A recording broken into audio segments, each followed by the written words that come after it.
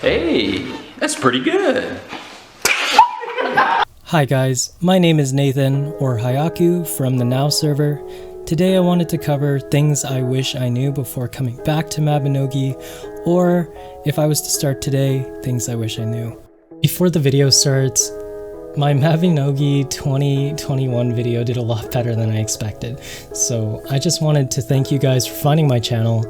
I've had people stop me in game to tell me I did a good job, and that really means a lot to me, so thank you all. Again, if you like this or my content, let me know by commenting, subscribing, or liking the video. I want to keep this pretty short, so let's get to it. Something that's really overlooked, I think, in the Mabinogi community is the Mabinogi Wikipedia. Like I said in my Mabinogi 2021 video, I found my guild and I was that noob who was always asking questions a lot, asking not stupid questions, but things that, you know, you could just look up in the Wikipedia. If there's something that you're unaware of, you could usually take a peek in there and it will give you your answer. So use the Mabinogi Wikipedia. Next, something I want to cover is the Renowns. This is actually something that I just found out like today. So something that I didn't notice and something that my guild leader pointed out to me, thank you Gypsy. The Neil and Ivana Renowns, they help you with your critical rate and your critical damage. You can max out at them at, I believe it's level 50, and yeah, they can exceed the max, so it's really, really important to be working on that Renown to start off with. I am looking at it now, and yeah, my Renown's at like level 10 and level 11, so yeah, get working on that.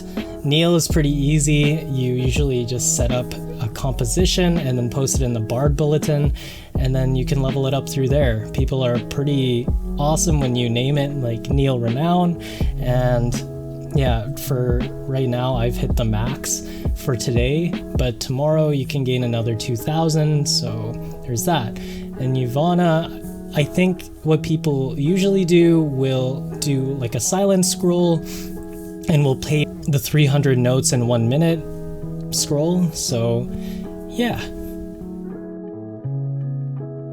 This next point that's coming up, it's not something that I'm completely knowledgeable about, and I actually asked more friends about it because I am not very much aware, so I'm sorry if I don't really give the right information here.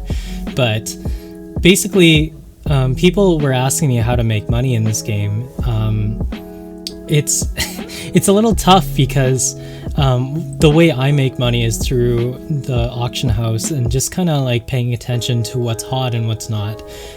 Just for an example, like I'll get an item and it will be worth like 12 mil, and then you just flip it a couple weeks later, and then sometimes it will be like 50 mils, sometimes it will drop. It all really depends on like what people want and everything, so that's how I make money, at least. Combining this point with another one is the amount of money that I could spend in the game. I know a lot of people will roll for gachapon, and that's completely fine, and that's how people will usually make their money, is using like Nixon money or just grinding the game. Something that I really wish I knew is how much I could spend in the game.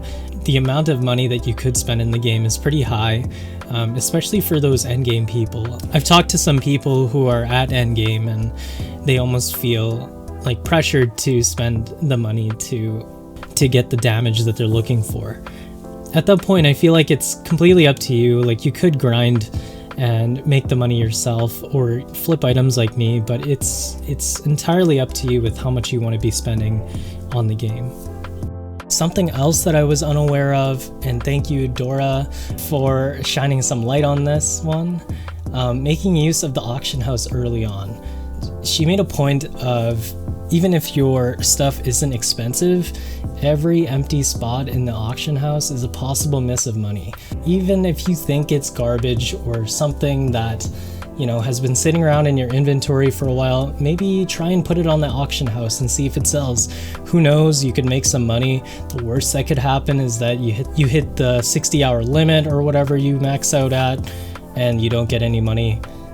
I use the auction house at this point to kind of free up my inventory space sometimes, but yeah, extra money, right? Another point that I wanted to bring up too, don't be afraid to ask a random person for help.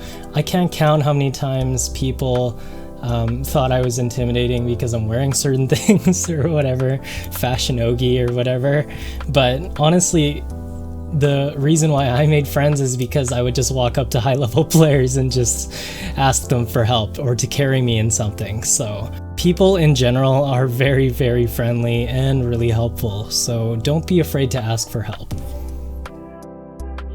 So building off of my last point, ask your friends to carry you in certain dungeons for the dungeon guide.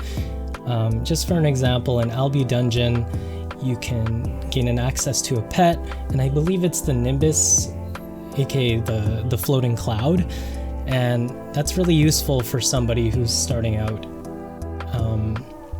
just having extra inventory space and whatnot. But yeah, check out your dungeon guide and see what you can get for repeating dungeons. So before you level up to total level 1000, make sure you've used your traveler's guide.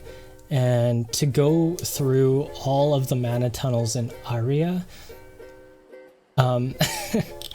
yeah, I believe that's how it's pronounced, but it's just so then once you get past level 1000, you have all your mana tunnels saved. I'll be showing a clip of my mana tunnels. I haven't gone through all of them because I never saved them before I was level 1000.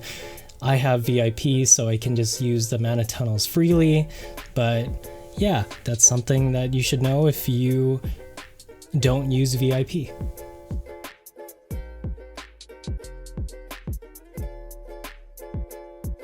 Another thing too, when you need quests or memoirs, make sure to save them up when there is a double AP event.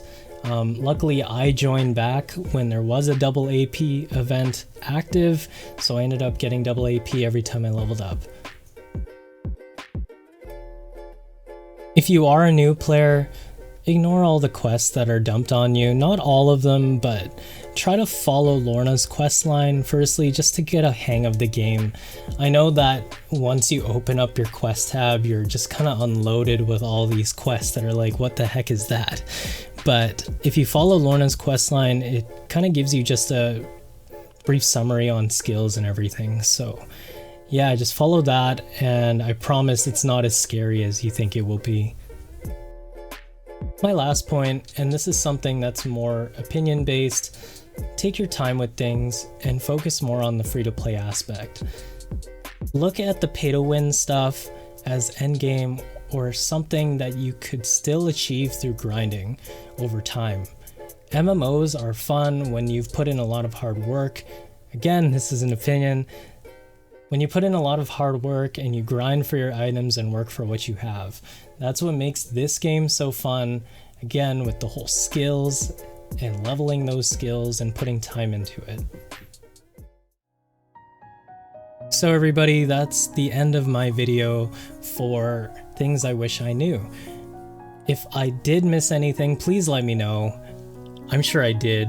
I mean, there's a lot of things that I wish I knew. There's things that I'm still learning. So heck, you could educate me if you want in my comments section. Again, if you like this video, please subscribe or like this video to show your appreciation. If you do see me in game, feel free to say hi. I think I'm pretty approachable and I don't mind talking. So you guys stay cool, eat your broccoli, drink your water, go to the gym, but do it safely, wear a mask, damn it, and I'll see you soon.